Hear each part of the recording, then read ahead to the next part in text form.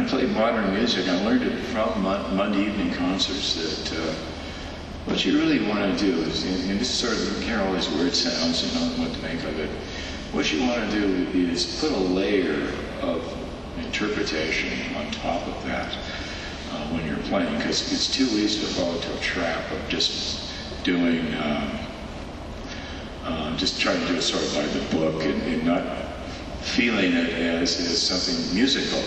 And I learned from the Monday evening concerts, you know, after a while, I didn't do it at first, but that if you felt something that was very lyrical and expressive, while you were playing the modern music, it tied it all together in sort of a neat way. Anyway, so a lot of things came out of that period of my life, and as a result, I met Lalo Schifrin then, and I've done a lot of work for him over the years, and a lot of people. I met Lalo, well, he came to my evening concert, but I met him at the Hollywood Bowl when we were doing Exposante Fixe by Boulez, and it had 4 soloists. They put up on little stands up in the bowl, and they brought this weird-looking contraption from Germany that all the sound that we would play would go through it, and then the guy operating it, was sort of like Stockhausen would do. He changed the sounds any way he wanted to. So the Exposante Fixe started with like a 10-minute flute solo. I was just on a little platform in Hollywood Bowl playing this solo, and then I didn't know what he was doing to when I was playing. I had no idea how it was coming out. I just played, and so I met Lalo there, and so I started doing a lot of stuff that he did. I did a movie called The Fox, very, very pretty score, and did Mission Impossible, the TV series, and Mannix, who did that. Ghost, Out of Africa. Just little flute solos from different pictures that I've done. I thought you'll recognize them. And I'm going to do from the Titanic, the penny whistle solo. I did that on the Oscars in I think it was 98. And you get sort of a trend here when I'm talking about one thing leads to another, you know. And I always liked playing all kinds of music, and I didn't really want to get stuck in an orchestra and just be subjected to their, whatever they tell you to play, you know. I mean, so music's great, and the orchestras can be wonderful. So sort of in lieu of that, I played in the Glendale Symphony, which was at one time a very good orchestra. We played in the Music Center, and had various really big name conductors, and so I did that, and I soloed with the orchestra every now and then. I don't know if you know this, My by, what was it? Who wrote that? Fukushima. And, but it's actually 3 movements. The My is flute alone, but first and third movements are with orchestra. So I sort of transcribed that. One movement I made it an electric bass flute, and the other movement I did on piccolo, and we did it with the Glendale Symphony Music Center. So I had fun trying things like that. And then we did all the standard repertoire, you know, that was fun. And then I played with the LA Massacre Orchestra. So that was that side of me to do that. I went to Russia with them, and we did and I said, well, I'm going to go to Russia with you on this little 3-week tour. I want to play a solo with the orchestra. So we did. He said, okay. So we did the Honegger's Concerto da Camera. Do you know that piece? Flute, English horn. Flute, English horn, and orchestra. It's a wonderful piece of music if you ever get a chance to play it. It's a great piece, Arthur Honegger. Anyway, that brings up, in my thought process here, electronics. Have any of you ever seen electric flute? You know how it's been amplified? Dave, of course, Dave Shostak. You know, we in the studios for years, we drag all this stuff around, drag an amp and an echoplex and tone divider and a ring modulator, and what else have we taken? Who knows, you know, whatever they want at the moment. There was a Maestro unit, I think they call it, remember that thing? And so, and that started probably, maybe not early 70s, sometime like that, when they were starting to amplify the instruments. So one day I was at Disney Studios, and I used to work there a lot, and And so, and this one composer, he'd write for me, write bass flute solos for me.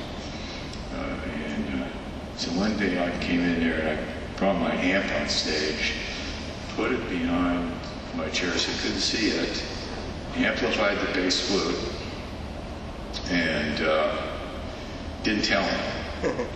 And put a little bit of reverb on it, didn't tell him. So, and I started playing because I had this huge sound. I was startled. Oh, that really sounds great. What a big tone you get. I said, oh, thank you very much. Still didn't tell him. And so that went on, you know, for the rest of the day. And finally I let him know what was going on. And he said, oh, that's what I said. I really like that. Of course, I had several objectives. One was, you know, I like to give them something interesting to do. But if I played the amplified flute, I got 50% more money. So that was part of the deal. But anyway, so from then on, that's what he wrote for. He wrote for amplified bass flute and a little bit of reverb, not a lot, just enough because he liked the shimmer of the sound. And then one day I went to the studio and he wrote this thing. It was a ride into an atom at Disneyland. Anybody ever been on that ride? I don't know if it's there anymore, but so he wrote stuff for amplified bass flute where I wouldn't even play. I just click the keys, and he gave me notes to click, but that's all I did. And then he recorded that, and that was part of this weird ride into an atom. So, you know, it's funny how one thing leads to another. You know, one day, you all know Jerry Goldsmith, the composer who recently died. Wonderful composer. He was one of Hollywood's really shining stars in composition. Anyway, I'd written this book on special effects for flute, and I gave it to Jerry. And I told him about the electronics. He said, oh, I'd like to use that on my next picture. I said, great, okay. So he called me up and he said, I'm writing. And Jerry was a last-minute guy, you know. It was like 3 days before the picture, and he hadn't finished the score. There were a bunch of arrangers and copyists over at his house sitting around him. And he said, I want to use that electric flute. So here I was playing it for him over the phone. So he tried to hear what I said. You got to write this way, and in this device. I used a tone divider on it, and. You know, anybody know what I'm talking about, a tone divider? Steve Kajala, of course, does. Dave does. Anybody else? What is it? Gretel does. Yeah. Anyway, what you do is you have to keep the flute hooked up with a mic electronically, and then what you do is you run it through whatever device you're going to use. In this case, it's a tone divider. Sometimes it's an echoplex, a repeat device, but this is a tone divider, and it will divide 2 octaves lower if you want. Isn't it basically 2 octaves? I think. And 1 octave didn't work very well for some peculiar reason, but 2 octaves was good. And so I had the tone divider and the echoplex. So you go to the flute, to the tone divider, to the echoplex, which takes this real low sound. So I got to the studio, and that's what he used. And nobody knew what it was, but he loved new sounds. That's why I like the composers, studio composers, because they're always looking for something new to do. I met somebody the other night at a party, and she said, "Do you know Roger Bobo?" Tuba player. The tuba player. Does anybody know Roger Bobo? A wonderful tuba player. He moved to Europe. He played in LA and he moved to Europe. And he came to a recording session and he heard this tuba.